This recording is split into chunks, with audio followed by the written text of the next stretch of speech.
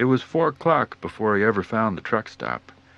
He'd had a long time to think up something to tell Myrtle, but he still had no idea what to say. But she wasn't there anyway. The waitress said, "You mean the lady in the blue coat?" Florian didn't remember what color Myrtle's coat was. He wasn't sure exactly how to describe her, except as real mad, probably. "Yeah, that's the lady in the blue coat," she said. "Oh, she left here hours ago. Her son come to get her." Florian sat and had a cup of coffee and a piece of apple pie. "Can you tell me the quickest way to get to Lake Wobegon from here?" he asked. "Lake what?" she said. "I never heard of it. It can't be around here." But it was, not too far away, and once he got off the freeway, he found his way straight home, although it was dark by then. He stopped at the sidetrack tap for a quick bump, felt he owed it to himself after all he'd been through, and what with what he was about to go through. "Where's your old lady?" asked Wally. "Home, waiting for me," he said. He headed south and saw his house and kept going. Carl's pickup was in the driveway, and he couldn't see facing the both of them. He parked on the crossroad and sat just beyond Roger Headland's farm, where he could watch his house. It was dark, except a light was on in the kitchen and one in the bathroom. Roger's house was all lit up. What if Roger should see him and come out to investigate? Out here in the country, a parked car stands out more than a little bit. You might as well be towing a searchlight behind you.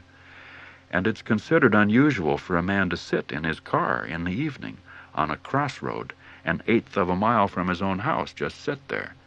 So he turned on the radio.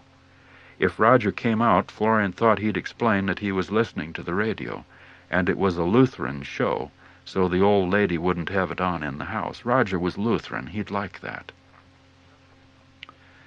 He ducked down as a car came slowly past, its headlights on high beam. The preacher on the radio might be Lutheran. He didn't know. It sure wasn't the rosary. The man was talking about sinners who'd wandered away from the path, and it seemed to Florian to fit the situation. Broad is the road that leadeth to destruction, and narrow is the path of righteousness. It seemed to be true, too, from what he knew of freeways. The preacher mentioned forgiveness, but Florian wasn't sure about that. He wondered what this preacher would do if he had forgotten his wife at a truck stop and gotten lost. The preacher knew a lot about forgiveness theoretically, but what would he do in Florian's situation? A woman sang softly and tenderly, "Jesus is calling, calling for you and for me. See by the portals, he's waiting and watching, calling, oh sinner, come home, come home, come home. Ye who are weary, come home." Florian felt weary. 72 is old to get yourself in such a ridiculous situation. He waited as long as he could for Carl to leave, and then the coffee inside him reached the point of no return, and he started up the engine. Taking a leak in another man's field, he drew the line at that. He turned on his headlights, and right when he did, he saw Carl's headlights far away light up, and the beams swing around across the yard, and Carl headed back toward town. Florian coasted up his driveway with his headlights out. He still did not have a speech ready. He was afraid.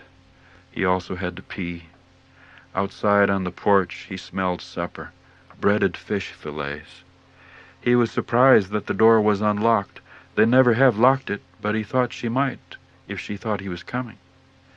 He hung up his coat in the mudroom and looked around the corner. She was at the stove, her back to him, stirring something in a pan. He cleared his throat. She turned. She said, "Oh, thank God."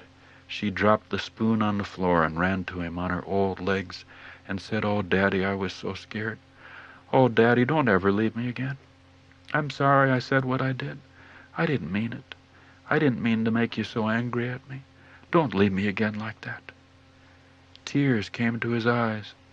To be so welcome in his own home. He was about to tell her that he hadn't left her, he'd forgotten her. Then she said, "I love you, Daddy, you know that." He was going to tell her, but he didn't. It occurred to him that leaving her on account of passionate anger might be better than forgetting her because of being just dumb. There wasn't time to think this through clearly. He squeezed her and whispered, "I'm sorry, I was wrong. I promise you that I'll never do a dumb thing like that again." She felt good at supper, and put on the radio. She turned it up when she heard the St. Cloud waltz, singing, "Sometimes I dream of a mansion afar, but there's no place so lovely as right where we are. Here on a planet that's almost a star, we dance to the St. Cloud waltz." That night he lay awake, incredulous, that she thought he was capable of running away like a John Barrymore or something.